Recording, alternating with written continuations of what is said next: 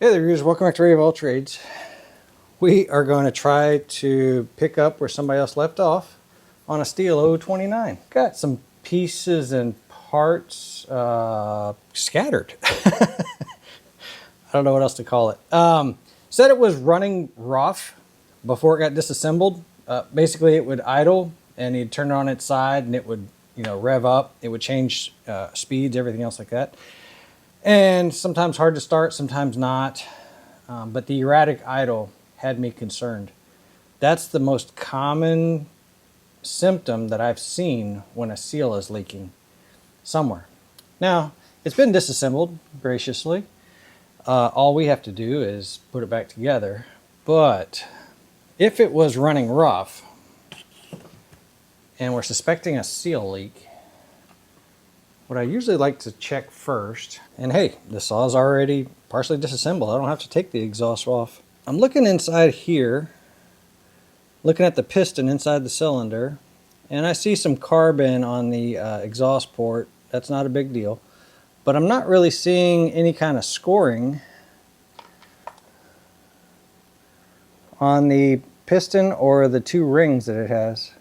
And looking back inside the cylinder is actually really clean looking inside there. My big head wasn't in the way. It actually looks really clean inside there.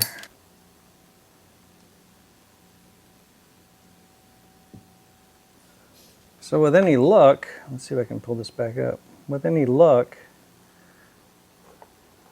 the owner caught this before damage occurred. So I mean the rings look free. I mean they're not stuck in, so they appear to be free. I do have some carbon built up here on the outside, so we may end up addressing some of that. Just knock that stuff loose and get it out of there. But my biggest concern is, does it have a vacuum leak? Let's start attacking that first. I'm going to clean some of this stuff off the bench, all these excess parts, and let's hook up a vacuum tester. So on most two-strokes, there's not valves that open and close. What it does is it utilizes the piston moving up and down to pull fuel and air mixture into here. It goes underneath the piston. As the piston comes down, it pushes those exhaust gases up the transfer ports, up into the top of the combustion chamber. Then it ignites.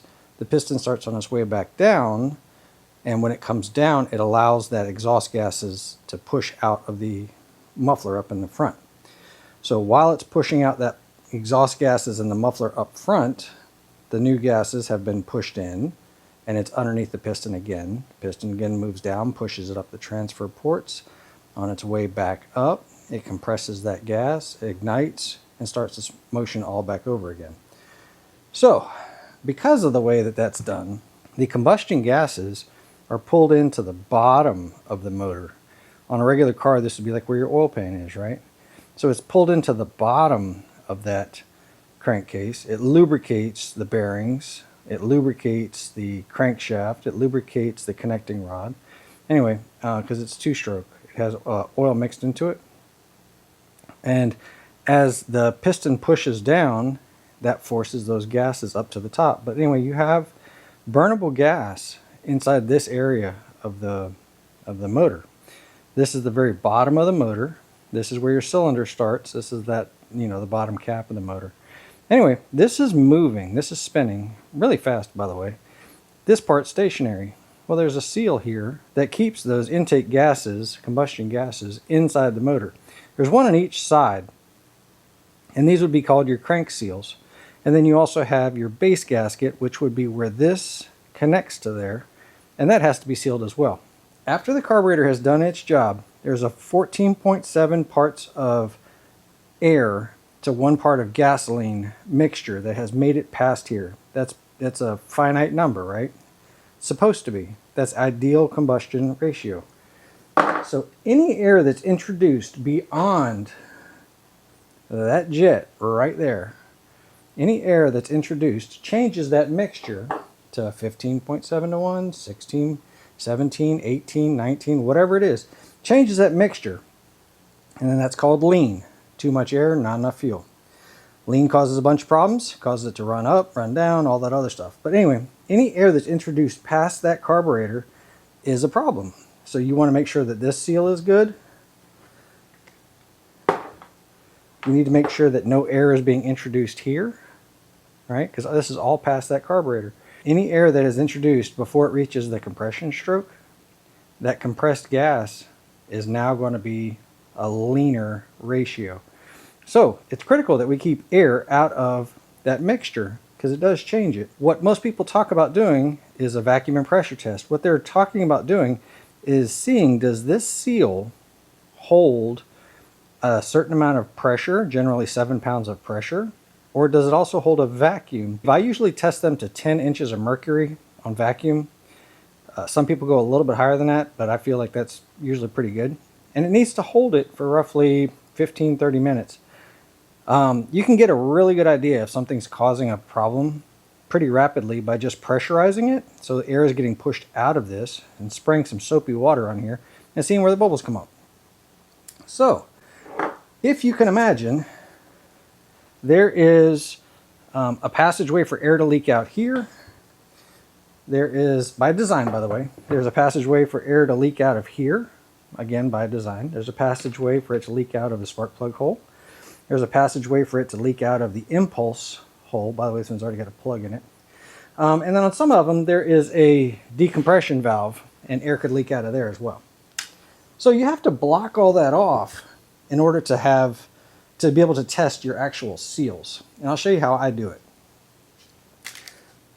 So I use a Mighty Vac pressure and vacuum tester. You can use any of them, right? All you're trying to do is inject air or an inject vacuum. And then you try to block off these passages on the intake, the exhaust, the impulse, spark plug hole, the decompression valve. You're trying to block those off so that you can actually test the seals and the base gasket. I use a vacuum and pressure tester right here. That's connected to this is an old compression tester hose, and I've pulled the Schrader valve out of it. So basically this is an empty passage all the way up to here. So this will thread onto the spark plug hole, and then this is just a quick connect, and I hook up the vacuum hose from this onto here. And just pushing it on is usually enough to hold it. Then I just take a rubber gasket that I made. So it's just a thick piece of rubber, a couple holes in it, trimmed roughly about the shape of a carburetor. Make sure that it's clean. We're going to put that on there, mash either the carburetor that you took off or just another sacrificial carburetor. This is a sacrificial one that seems to mount pretty easily to most saws. So in any order, it doesn't matter, because all I'm doing is pushing that gasket on. That's all I'm doing. And then on the exhaust side, I just take another thick piece of rubber and I block over the hole, and just like on the carburetor side, I'm going to block that passage off by just putting the same muffler you took off back on. These 𝐬𝐿29s are kind of cool because they use 3 screws, 3 studs. I'm just going to block this off. Because I was describing this, I skipped one of my usual most important steps, and it might bite me in the behind. But usually I spray those down with some soapy water and clean them off. Then we're going to put these nuts on the muffler side and on the carburetor side, and just snug everything up. That will seal off all my passages and allow us to put pressure to this. I realized I had never really described what I was doing, and I just wanted to take the time. If I remember, what I'll do is anybody who's not or who is already very familiar with it, I'll put a note in there and tell you to fast forward to the next segment. I've also acquired a couple of spacers over my time, just so that you don't have to drive the nut on that far.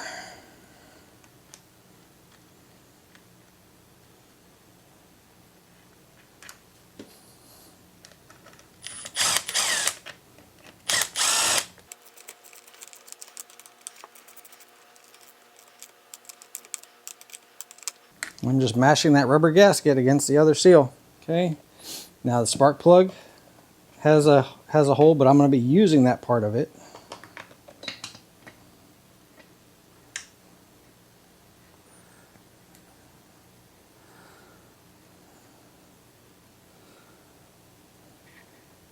Thread this on there. Forgot to mention, if the piston is all the way up at the top, what you're gonna be pressing against is gonna be the rings, after the compression. You need it to be in the passage where it's going to allow the gases to get past the transfer ports. So ideally, we don't want the piston to be too high on this. So there's the piston all the way up. Let's bring the piston down so I can see my exhaust, the hole through my exhaust right now. So my transfer ports are actually open, which allows it's a test basically all the way to the bottom, all the way to the top, the exhaust, the intake, all that other stuff. So let's thread this on.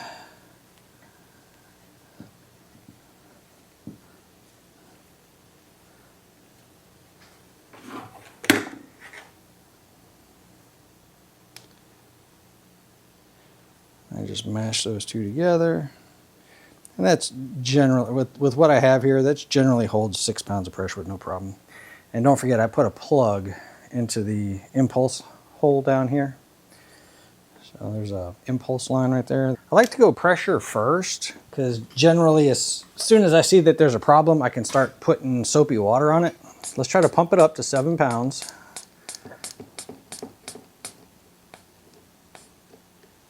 Okay, it's at 7 pounds. I can already see the needle moving a little bit. It's slow, but it is moving, which means we do have a leak somewhere. Now keep in mind, it could be leaking at my tester.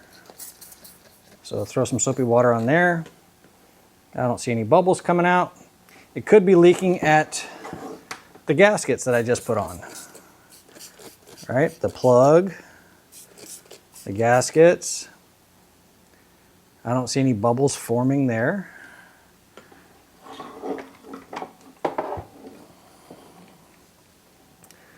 It could be leaking at the muffler.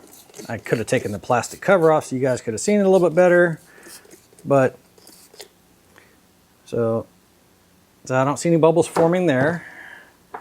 What I do see already is bubbles forming right there.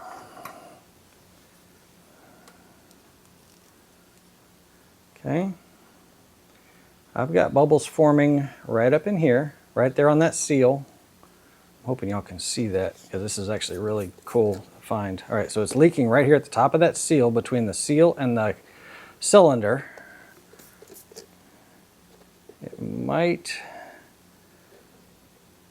It's leaking so fast, it's hard to tell if it's leaking at where the crank and the seal meet. I do know that I have a leak between the cylinder and the seal. And I can also tell you that I have a significant leak right here where the cylinder meets the base. I'm really hoping you guys can see that. This is definitely catching it in the action. So at this point, I know it's more than just a seal. So I know just pulling a seal and popping a new one on there is not going to help. I know that the cylinder and base are actually leaking, which tells me that I'm pulling this jug off of here, the cylinder off of here, and either resealing it or something along those lines. But most likely it's a reseal. It probably just let loose. That gasket probably let loose. But right here I know I can stop, because I'm going to be changing this seal, I'm going to be changing the other seal, and I'm going to be sealing up the entire bottom of the cylinder automatically. So I can stop at that point. I have seen people, because this thing is right now, this thing's airtight, realistically, right? This thing's airtight. I've seen people take this and shove it into a wheelbarrow full of water to look to see where the bubbles come up from. Because the water's not going to get in here. I mean, the water will get into the carburetor, but if you put a sacrificial one on there, big deal. The water will get into the muffler, but if you put a sacrificial one on there, big deal, or just drain it out. But I've seen people do that just to allow to see where the bubbles are coming from, because if they're not having the success like I'm having, where I can tell right away where my problem is, By the way, I'm already down to 5 pounds.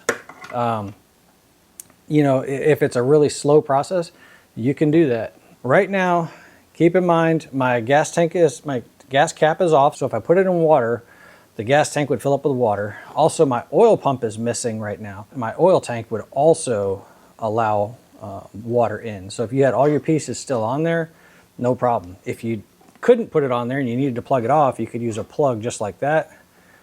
And I'll try to put a link to the ones that my buddy Rain told me about in the description. These things actually work really well. Sometimes you have to really push them on there or they shoot across the room. But anyway, you can use these rubber plugs to plug all that off. So let's finish taking this thing apart, and we're going to be resealing this motor. I guess it's an engine. Motors are electric, right? Anyway, so this is a prime example of a motor that had you use just a compression tester, would have tested just fine. Because there's nothing wrong with the rings. There's nothing wrong with air getting in. Air getting in the regard that air can get into the intake and into the exhaust to create the compression. There is a problem with air getting in as far as it relates to mixture ratio.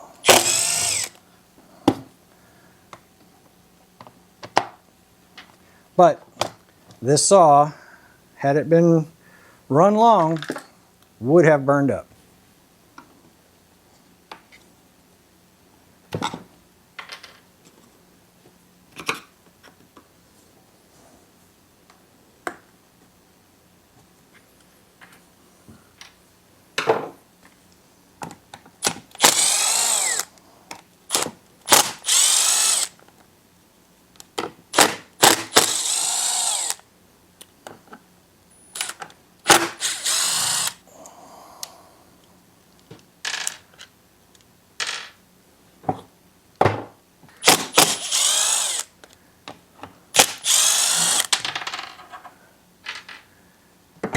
And then I have one more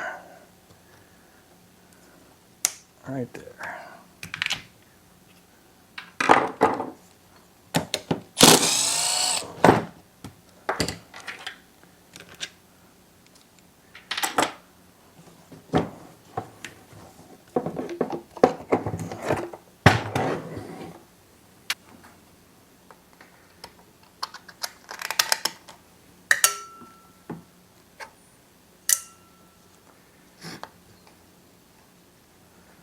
Pull that through, fuel line, and we need to pull out the kill wire. And we should have one more right here. Just a little spade clip. We also have the impulse line. All right, that's the plug I had in the impulse line. The impulse line is attached to the motor right through here. Let me show you. This line right here that I'm touching, all right, it just attaches to the bottom of the crankcase down there. So what I generally like to do, instead of trying to force it through here, I generally just try to take it off from the cylinder. I just reach in with the hemostat. That's the closest thing that makes me a doctor, is using the same tools they use sometimes. Otherwise, I am not. There we go. Man, that thing was stuck. Okay. It's funny, I've got some friends who are doctors who are in awe of me being able to tear this stuff apart. And I'm like, you don't get it. This is something super simple. You guys are doing all the hero work. I can't remember, is this just, I think this is just a plug. I'm almost positive there's no screw in this one.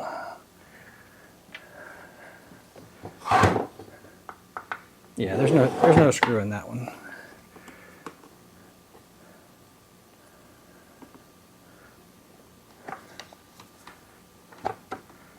And I want to say it pushes in.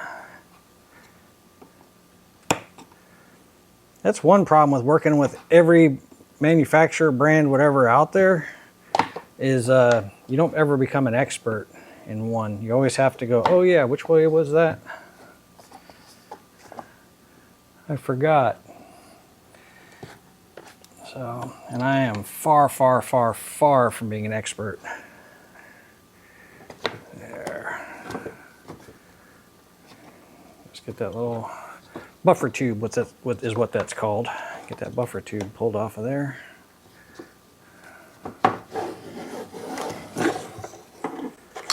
Looks like my intake. Pop back through. There we go. Pull that off. Shouldn't be anything left holding me except the gravitational force and friction. Yeah, what do you think about that? Generally, these get a leak in them, so it's almost always great to change this out. These also develop leaks. Those are pretty common leaking points. Then, of course, here's your fuel line. You can stab it through without taking this cover off. You can actually stab it through here.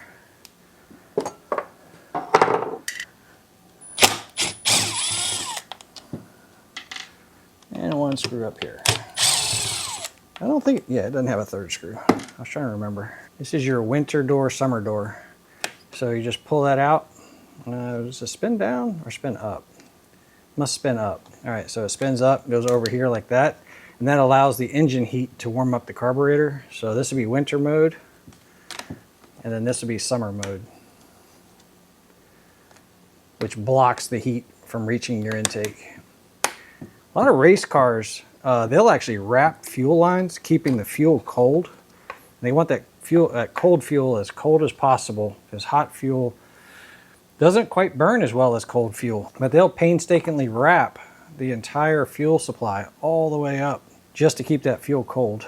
Oh, by the way, if you've got an oil leak, this is most likely the culprit. This oil tube goes up to your oil pump and then goes into the tank with the filter on it. That's usually the most common leak for those. So I want to take the flywheel off. I don't necessarily have to right now, but I want to because I'm going to have to get to the seal behind it. So let's get this off of here. This side is normal thread, the other side's reverse thread. Just pop that loose. And for this one, I don't have a puller for that size. What I do have is, nope, that actually won't fit there either. Yeah, none of my pullers actually fit this one. So, Stihl sells what's called a knocker tool. And what it is a threaded nut, basically. And I need to make one. Anyway, it's a threaded nut, just like I just put back on here, that sticks out pretty far. It's flat on the top side. And it's actually made to do just this exact process of jarring this while holding, you put your finger behind here just to give it some outward tension on the flywheel.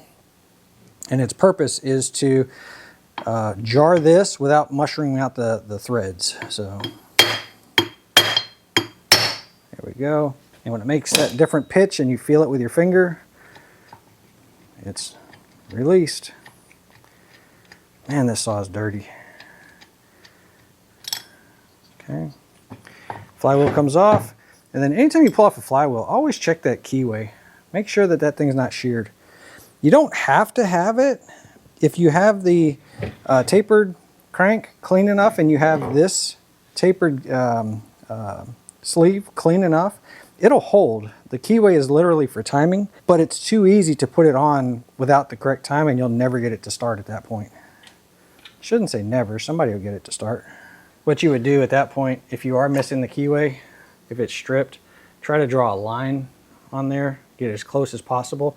And then on here, try to draw a line as close as possible to straight, and then try to line those two up and tighten it up. All right, oh, I forgot. Pull out your exhaust studs. They'll just get in the way. Underneath all this dirt has got your ground posts to shut the motor off. Is right here. Wires come up from the downward angle.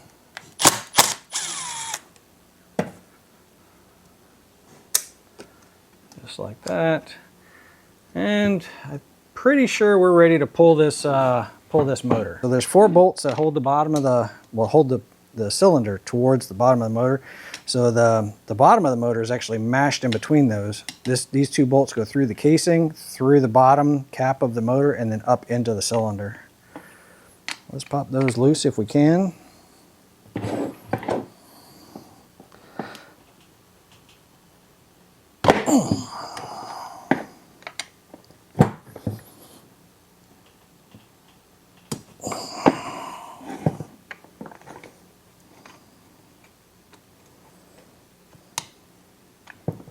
I'm not going to reach those two. Let me get a socket. Just a little T27 socket. And something like this, when it's full of all that dirt, I'll try to break these loose by hand, because if I slip off with an impact, I'll probably booger up the threads, and then I'm going to be really in for it at that point. So, but once they're broke loose, ideally they generally come out pretty easy.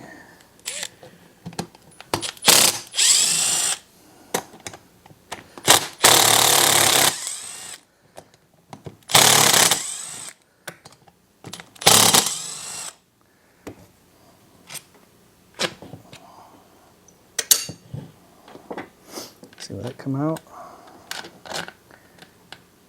Yeah, that's a good magnet.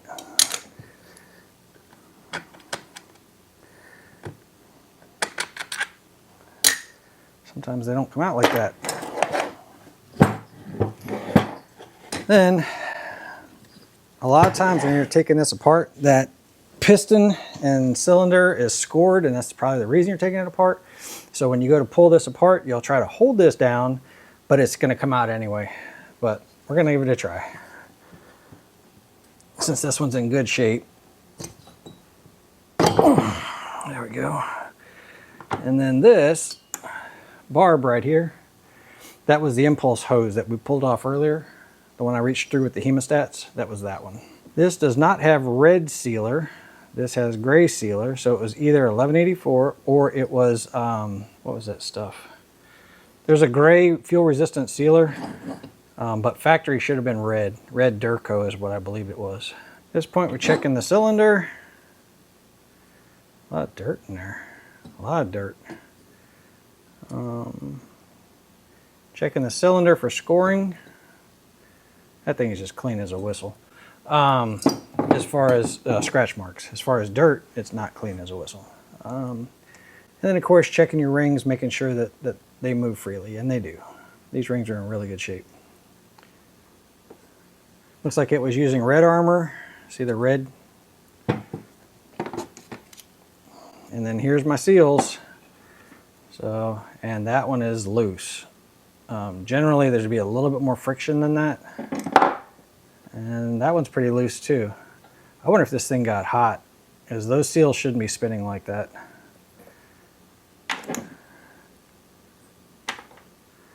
So check my bearings. Smooth. No play up and down. Actually, this thing's in really good shape. It just needs to all be cleaned up. And then, I don't think that, is there one other thing that held this? Oh yeah, this stud right here, this bar stud, holds this bottom cap on. So if you wanted to take out the bottom cap, you just double nut it and take this off, or be very cautious and grab way up here on the shoulder and pull it. But keep in mind that the bar sits on those shoulders there. So you might have to end up cleaning it with a Dremel when you're done. I think we need to get the power washer out, get this thing completely cleaned up, let it start drying, then reassemble it. So, because it's literally is just, yeah, look at the red armor. It literally is just the sawdust and the probably leaking oil and everything else that's caused this. Power washer it is. Well, she got a bit cleaner. Still missed a few spots.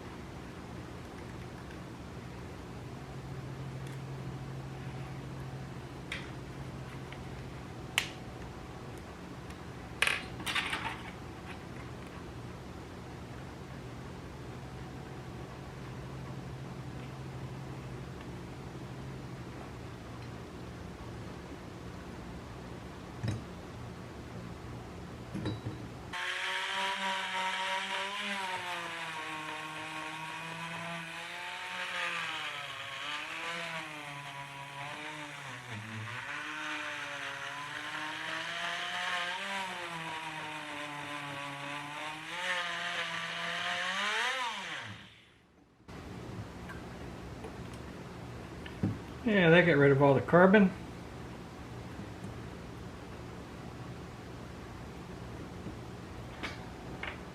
All brand new seals. A little bit of 𝐟𝐸𝐾. Everything's all cleaned up, lubed up. Used WD-40 to flush a lot of the dirt, stuff like that out, you know, as I was cleaning. I think we're ready to reassemble this thing.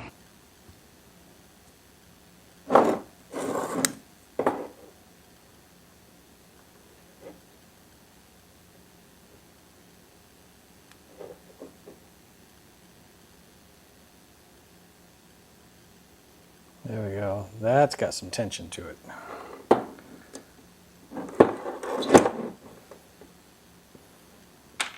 Be very careful. See how this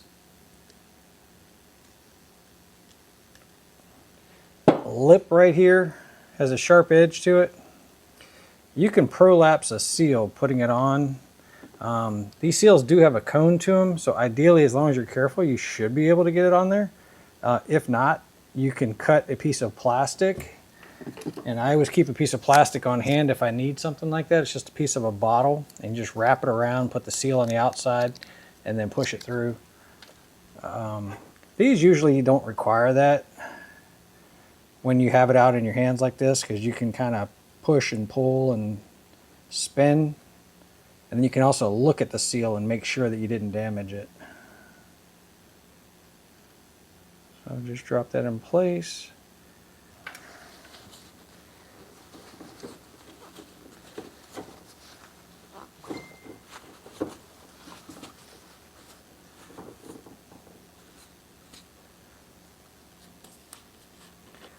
Let's get a little bit of two-stroke oil.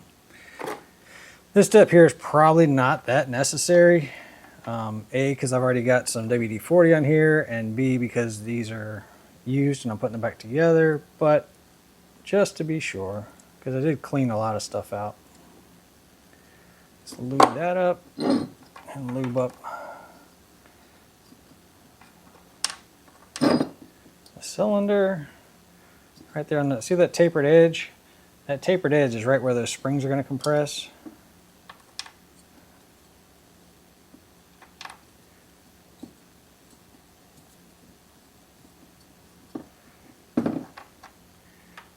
Just like that. And take your rings and find these locator pins, and they need to line up with those. Got one right there, one right there. Now on this style, you cannot use a ring compressor unless you've bought the Stihl, ring compressor that actually fits it. But as long as you're careful and you keep those lined up, you should be able to put it in. The taper here will compress those. So find the arrow on top of the piston. It points towards the exhaust, which is in this case down. Make sure those two locator pins are lined up pretty well. If you do need to use something to push those rings in, either use your finger or something really soft so you don't scratch the rings. Like a piece of plastic. And all I'm trying to do is compress those rings so they can get past that lip and hit the cone. There we go, that should have done it.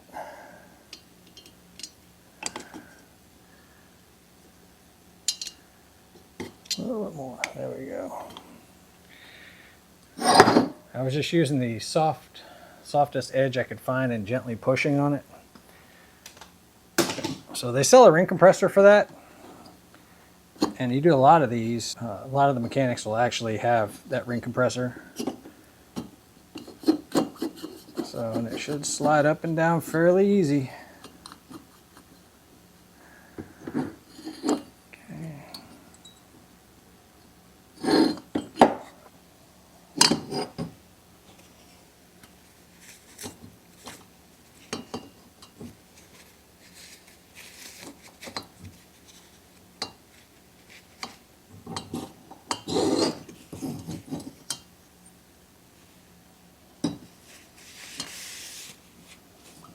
Now my next step is to put a thin coat of 𝐟𝐸𝐾 all the way around this channel, up around this side here, all the way around that channel, and then Same thing on the base here. Make sure that that groove is filled in all the way around. And I'm also going to fill in these channels here just to make sure that the side of these seals don't leak. Because as you saw when we pressure tested it, we actually had some leakage on the seal where the seal was touching the casing.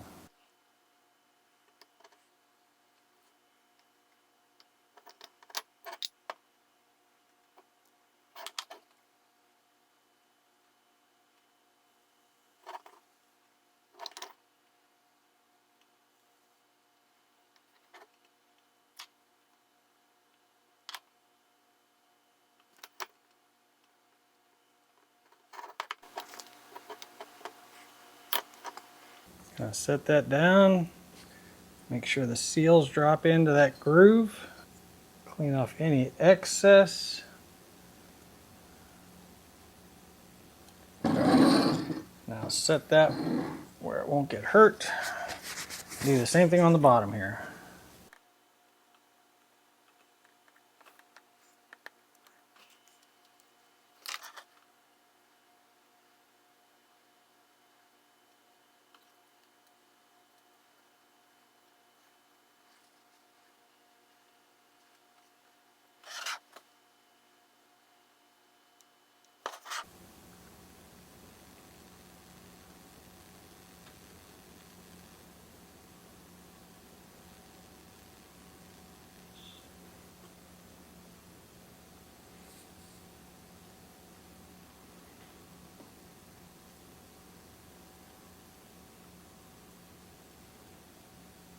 All right, right there in those corners, there's a machined groove that I've seen leak more so than it should, and so I like putting a little bit excess there. Otherwise, it's supposed to be just a thin coat. Then we're just going to take this, make sure it's oriented properly, put our thumb on there to make sure it stays up in there, and wiggle it back into place.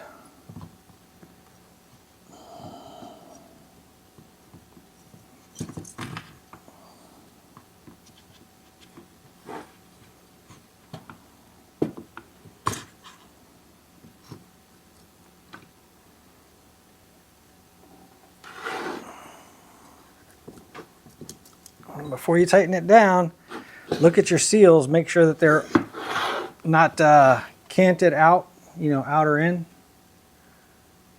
These actually look pretty good. Out just a hair. Okay. That should be it. Let's get some blue Loctite on them and get them tight.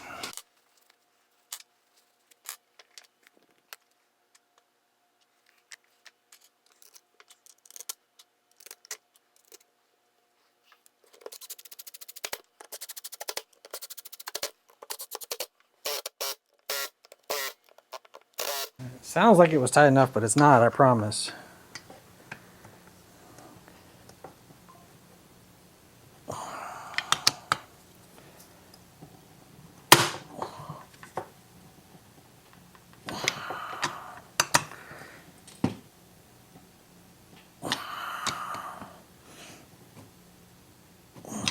Alright, got a little bit more on each one. And then before the sealant dries, let's just wipe it all up, get it clean. When you're putting that, I forgot to mention, when you're putting that sealer on, I was a little bit heavy-handed on putting this sealer on, and that was kind of on purpose. Like I said, I already saw that the seal was leaking where the seal meets the casing, and that shouldn't have happened. So I kind of went a little bit heavier on it.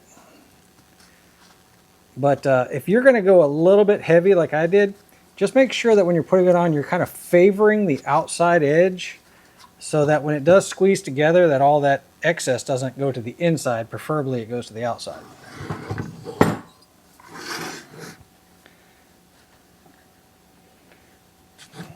I know it was pretty hard to see when what I was doing, but that's what I was aiming for.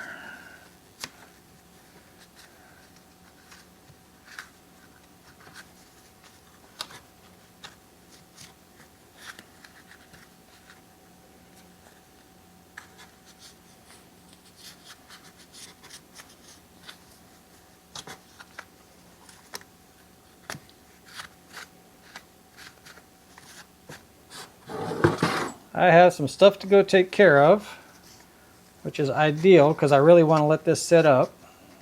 And if everything works out like it's supposed to, I'll probably be back tomorrow to keep working on this thing. All right, let's start putting this thing back together. Remember, we had our ground leads that went through there like that.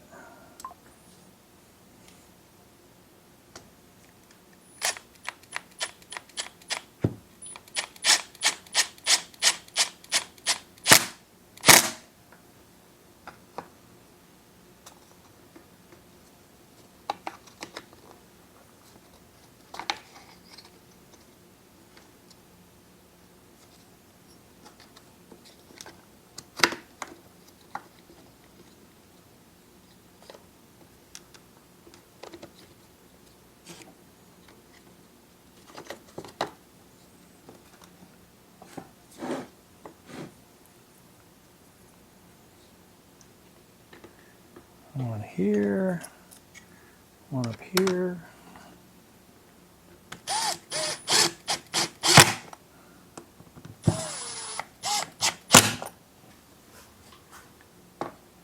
So I mentioned before, you can plug this off, right? You can shove a something inside here to plug this off and do that test. I'd actually like to test it all the way out here to the end. So we're going to go ahead and put this back on and go ahead and normal everything up. Just remembered, actually that hose looks fairly new. The impulse line hose. So that actually looks fairly new. So fuel line goes up through this area right here. The wiring comes through that hole and that hole. I gotta show you guys. The spark plug wire goes into that groove right there and up behind here. Let's get that in place.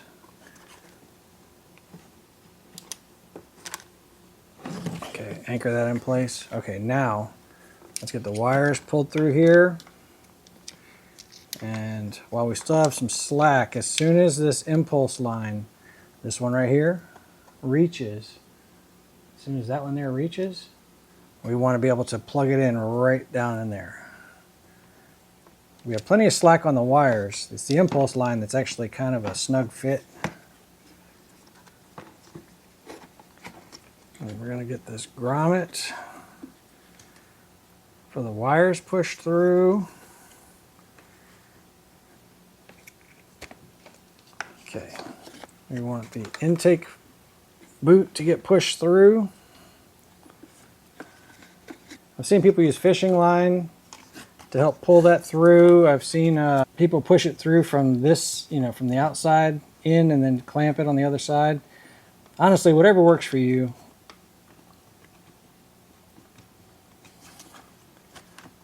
So I just fold it up until I can get it to push through the hole.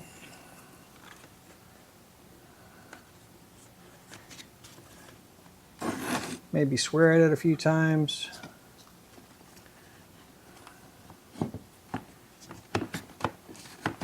And just like that, finds its way through. Now we're going to take and put impulse line in place. Plenty of room when the flywheel's not on there. Let's get this grommet put back in.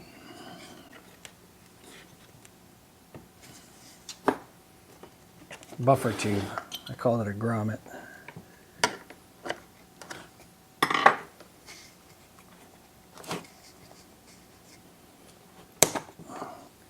And that one gets a plug. Those plugs are kind of important because they actually expand that tube. So we get an inner ring.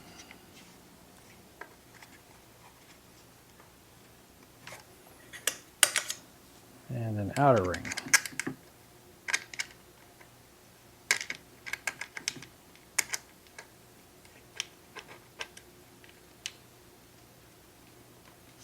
And then we wanted to do a vacuum and pressure test. So I'm going to leave the rest of it disassembled while we do that test. Plug up the impulse line with this rubber plug. We're going to need our gaskets. That's actually a steel part. I didn't even realize that. I've had them forever. But put the 2 block-off plates in. Kind of excited. I just finished getting the rest of the parts for my 261 to put together. So as soon as this one's done, we're going to work on that. Started that project probably a year ago.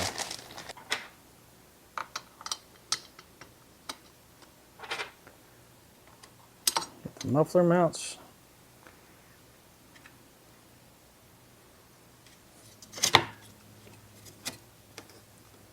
Right now there's no exhaust gasket, there's no cover.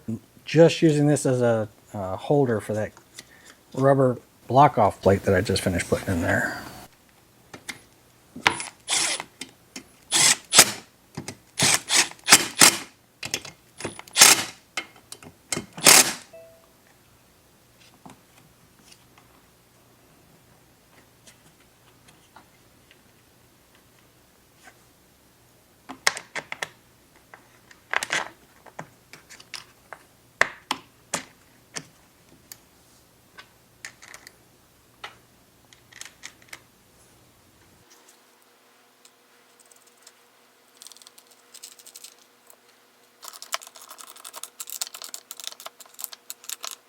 I think I mentioned before, this is not the carburetor for this. This is literally a sacrificial carburetor that I use.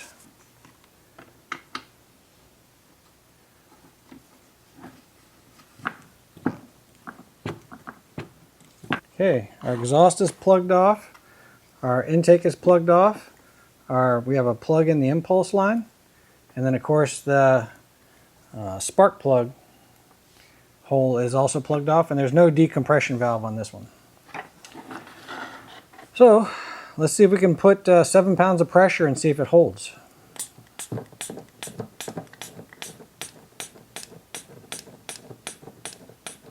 Yeah, there's my 7 pounds.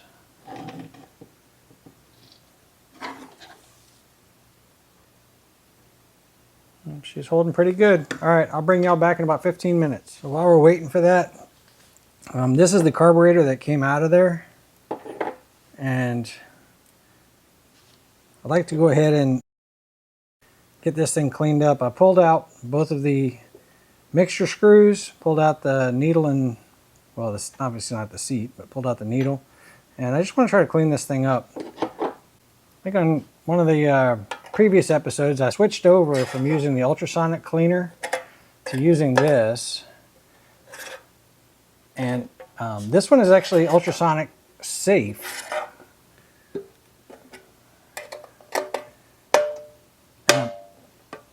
I'm sure that I will get to the point where I'm just putting it in there. It should do a much better job. There's a couple of versions of this. This one happens to be ultrasonic cleaner safe. There's another one that says do not use it.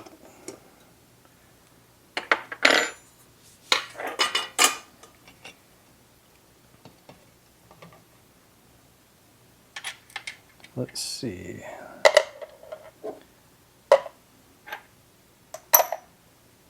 What do y'all think? You think the this stuff will fall through? Probably, right? Let me put the needle up on top of there and see if it stays.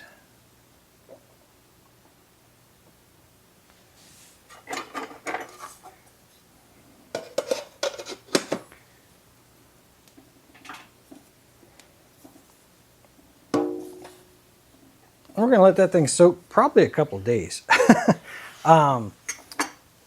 That's what I did last time and it worked out really well. But whereas the ultrasonic cleaner I probably could have been done in 30 minutes.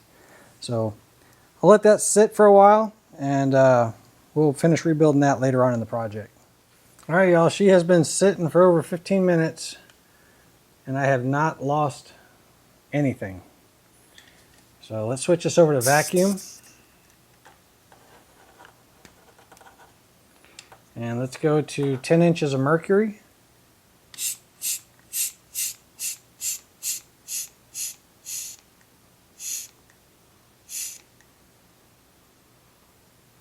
Right there is about 10 inches of mercury. 10.1273. I don't know, something like that. I'll let that sit for 15 minutes and I'll bring you back. It's kind of boring sitting around waiting. All right, in 15 minutes, holding exactly 10.1273, I don't know, whatever I said.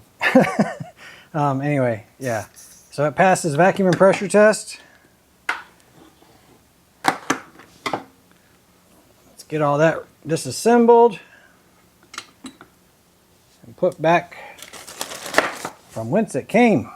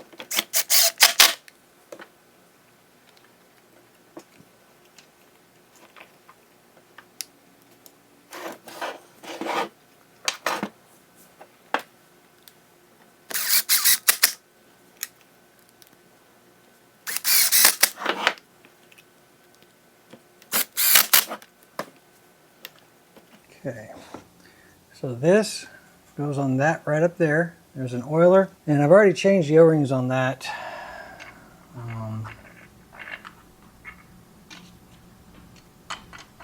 So drop this in here.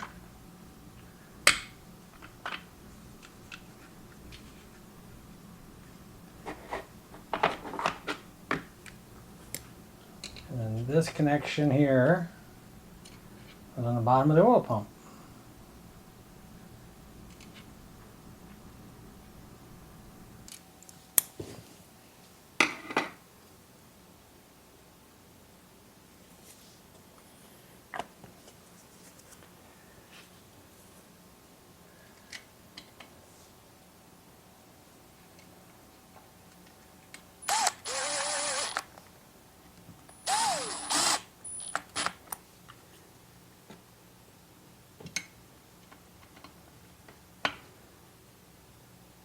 All right, then my oil pump drive gear. And my clutch has reverse threads on it.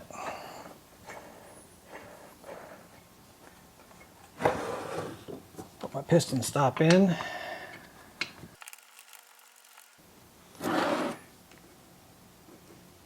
And my 19mm ratchet.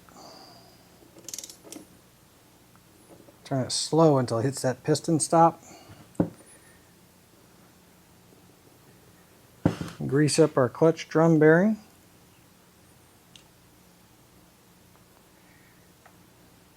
And then our clutch drum, which has some wear on it already. See those grooves right there? Those grooves shouldn't be there. So I need to order one of these. Let's see how it runs first before I start throwing more parts at it. There's a groove inside the clutch drum. That lines up with that oiler that we put on, which is right there right now. And if you don't get it lined up, you'll never be able to put the E-clip on. Oh, I got it on the first go. Use my little trick I learned from Donnie Boy.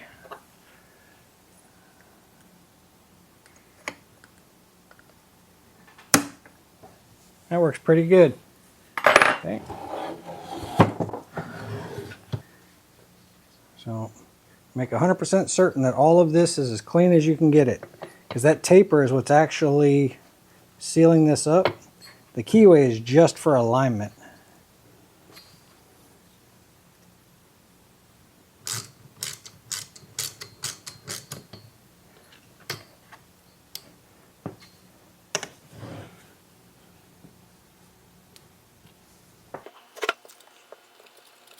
Pull out the piston stop, and your coil gap should be the width of a business card, or 10 thousandths.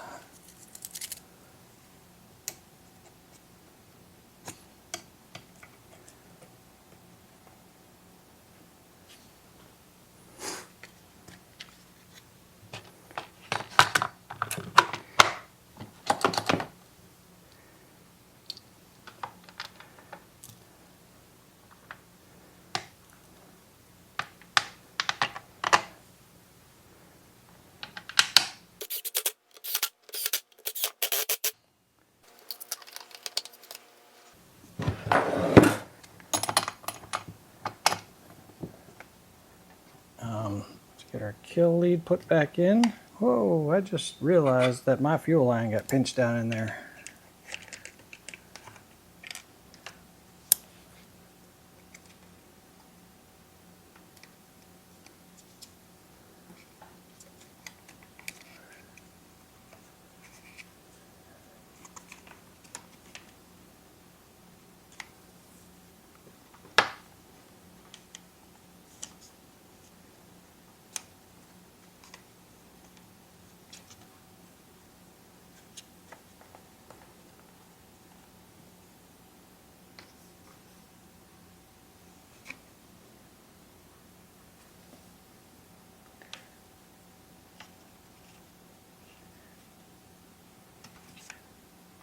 And it should look something like that. So this is the part that makes contact with this metal tab. When you shut the saw off, those two have to make contact. And that piece of wire that you just made contact with goes to this green wire. It goes up the green wire, down and in through back here. And basically it shorts out the coil. The green wire is tied to ground, the black wire is tied to the coil, magneto, and kills the ground, kills the spark. That's what allows you to shut the saw off. I've got a throttle rod that's going to have to go up in here. I'll go ahead and attach it right now, but I'm going to disconnect it again.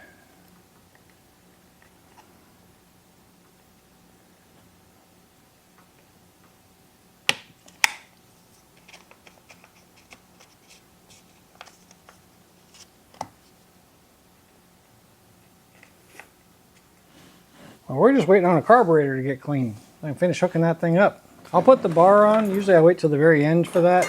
So this is a great time to talk about oiling. This time I plan on putting the bar, face up. This passageway right here is my oil passage that connects to that oil pump that we put on, which connects to this hole right here. See this white line? There's a hole right here. And if you look really close, you can see the pick inside that hole. Well, if you flip the bar over, like you wanted to mount it upside down, if you notice, that hole is completely plugged with dirt. So if you were to put this bar upside down, you have to get all of that dirt cleaned out of there, because the oil would never make it through that hole to get up here to this chain. So always look, check these passageways. I need a better pick. Always check those passageways and make sure that they're clear. Because if you see, I just pulled all that dirt out of there. So if I mount it upside down, now the oil could get through here and come up to the chain.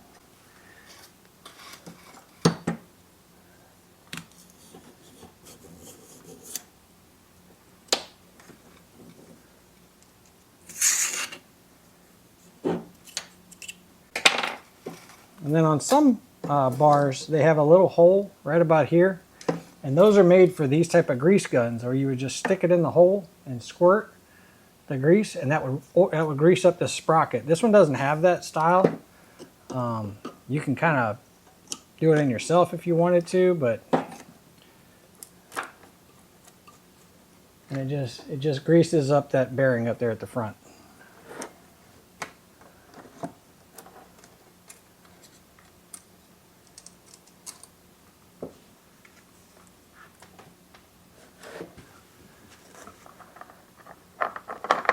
So generally I get it close. I'll walk these in.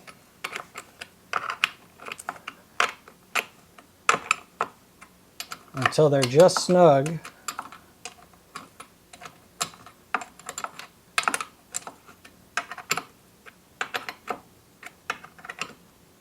then I'll back them off a half a turn or a quarter turn.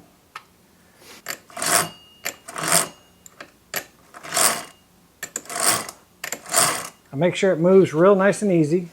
Then I grab the chain and I pull up to make it stretch. You know, to basically pull all the slack out. And then I use this as my judge to see how tight it is. I'll rotate it forward, which pushes the nose of the, it's the same thing as grabbing the bar and lifting up when you go to tighten it. So I just rotate it forward and it does the same thing right here. Then I just snug it up until this just barely touches. And then while I'm holding it still forward, I just snug down one of them. And then I just rotate it back and snug down the other one.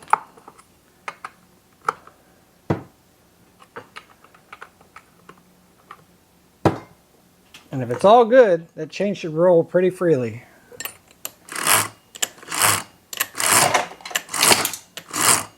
We're just waiting on a carburetor to finish cooking.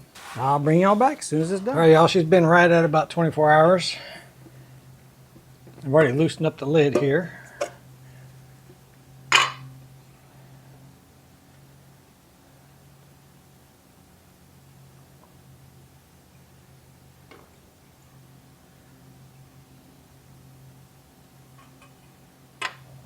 I'm not sure if I need gloves for this or not.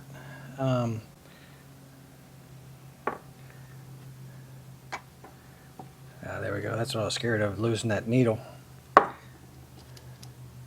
I'm not sure if this stuff is similar to the same as the you know, the rust changing stuff, which I think is mostly like a molasses base. So I'm not really sure what's in this. So until I know, I'm just going to use the gloves.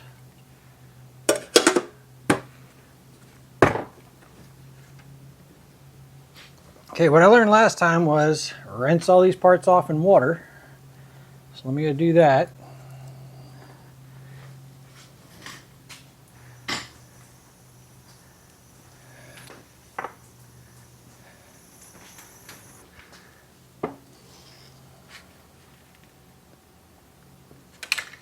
I want to show y'all something.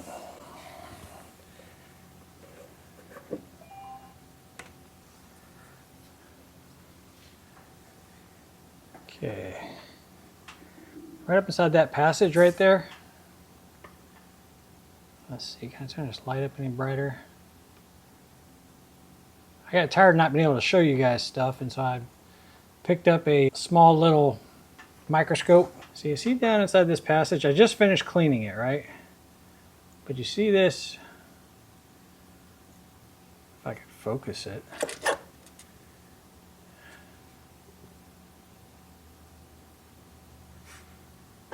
You see these little passages? So even after dipping it in solution, you still got all of this dirt. Now this dirt just happens to go right through to this side right here. So easy to clean out. But you can see, even after, you know, soaking it, you still have to clean these things out. So see that dirt that's on there? I mean, you can't even see it on camera, but under the microscope you can. It looks like a giant piece of schmutz. Anyway, so let's use the compressed air, get all that cleaned out. So that was a passage that literally should have gone straight through, and it still got clogged up.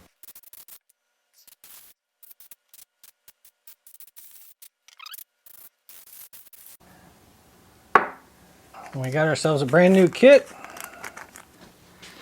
I really wanted to show you guys that because even my ultrasonic cleaner left stuff behind like that. You can't just expect to throw it in a cleaner and get it out and it's done. You still have a little bit of work to do afterwards. Okay, did they give me a new micro screen? Yep, they sure did.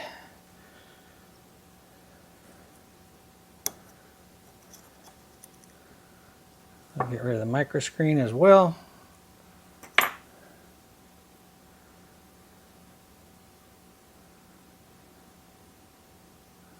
Either a back end of a 9/32 drill bit, or you can even use a 1/4 inch nut driver. Just seat that down in. And then on this side,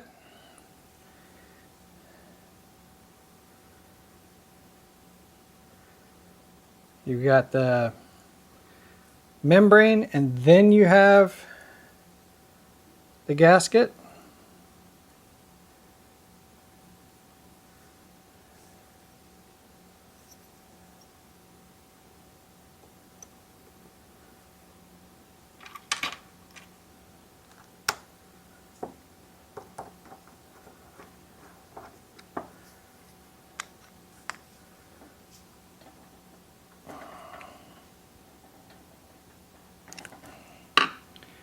All right, then on this side, then we'll go ahead and set the height.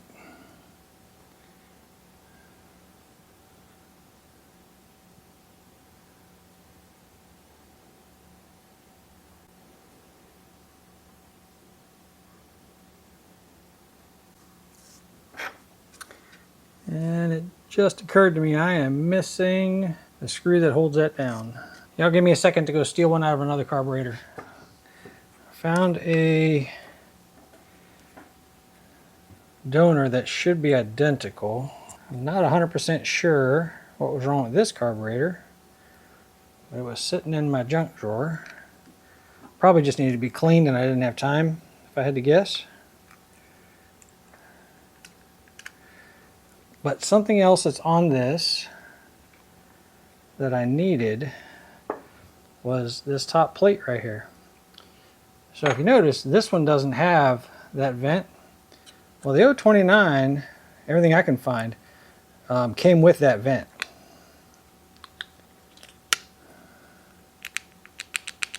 I'm going to say this one just needed a rebuild.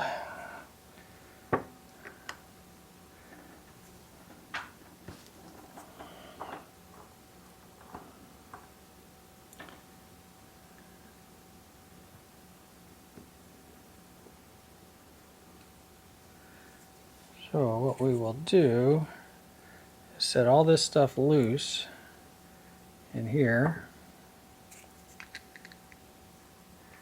And then I'm going to take my old cover and put it on, because I may be able to use this in the future. But if I leave all the screws loose and leave that metering arm loose, there's no way that I'll try to mount this without, you know, testing it first.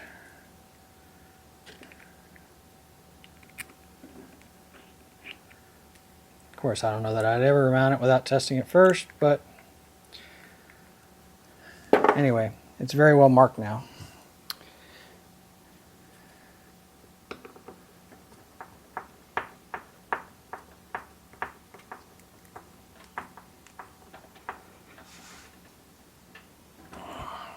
All right. And then on this side, opposite of the other side, the gasket goes first, then the metering diaphragm.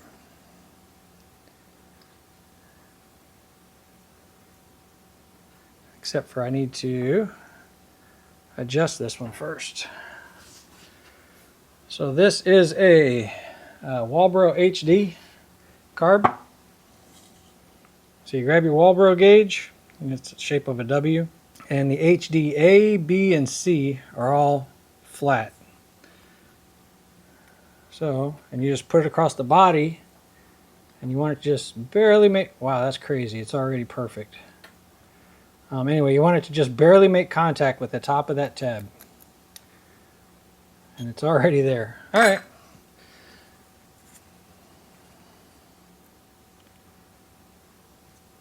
Thought I was going to get to be able to demonstrate something, but guess not. Anyhow, you just bend that metering lever to make it sit there perfectly. I do know a problem I'm going to have, and that is that I don't have the boot for that.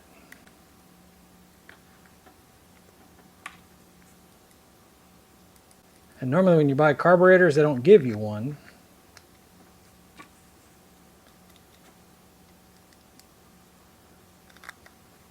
But that's the boot that seals up to the air filter to make sure no dirt gets past.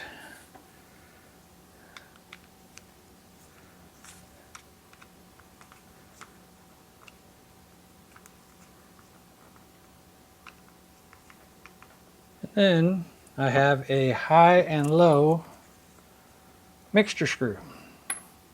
So a spring goes on them, but they are two different threads. One of them's thinner than the other one. Anyhow, they're both about the same. We're going to set both of them about 1 turn out. So you just tighten it up until it hits the bottom. Don't crank it. Use a little tuning screwdriver like this so that it doesn't, so you don't get too much pressure on it. Okay, there's bottom. There's a 1/2 turn, 1 turn. Put this one on. That was the high screw we just did. Now we're doing the low screw.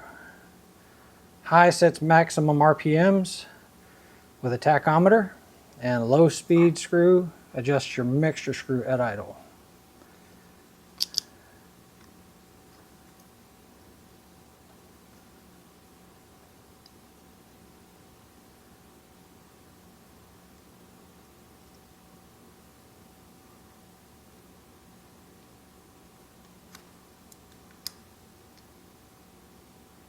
There's bottom, there's 1/2, 1.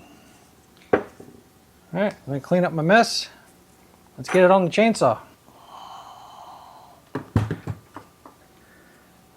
That right there needs to go in here. Remember I said that I shouldn't put it on just yet, but I did anyway, much like the bar and chain. This right here is my fuel inlet. This is my impulse line inlet. And then like I said, this is going to set on there like that. Just drop that on. If there's any kind of cautions here, I would just say make sure that your lines are lined up when you go to push this in. Your impulse line and your fuel line.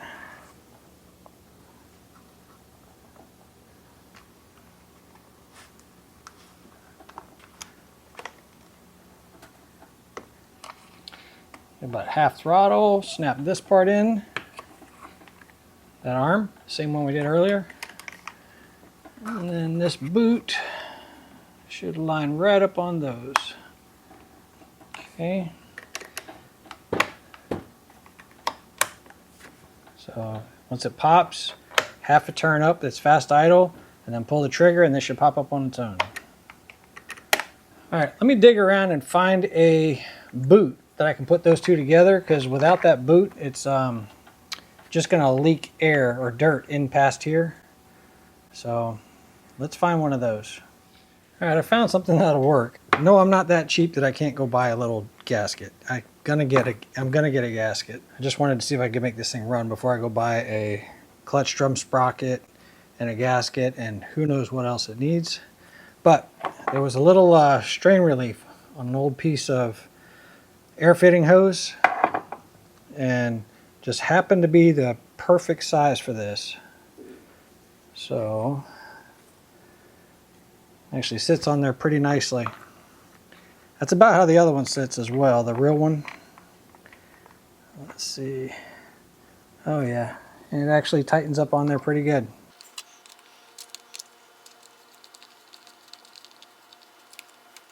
As far as the carburetor side, it's literally just keeping sawdust from landing on top of the diaphragm, right?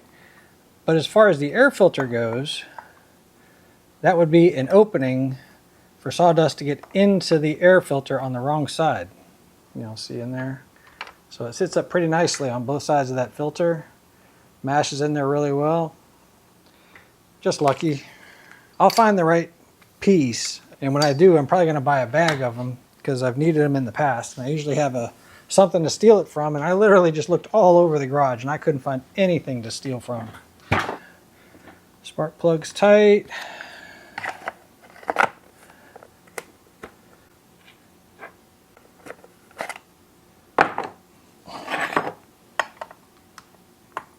Y'all didn't warn me.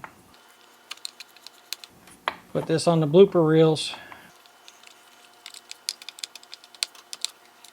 I was so focused on finding that grommet, I forgot a major step.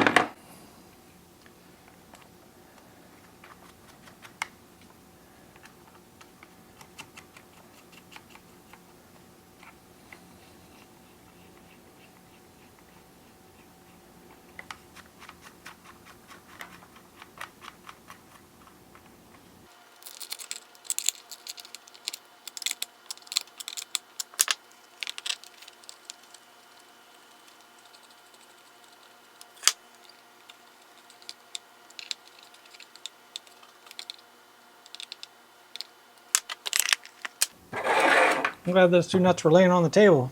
I might have forgot them. Let's get it gassed and oiled and see how she runs. Hey, like I said, I wasn't too cheap. Found the bushing 1124 121 9100. I've already installed it.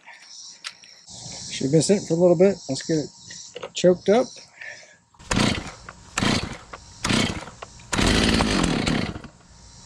One click back.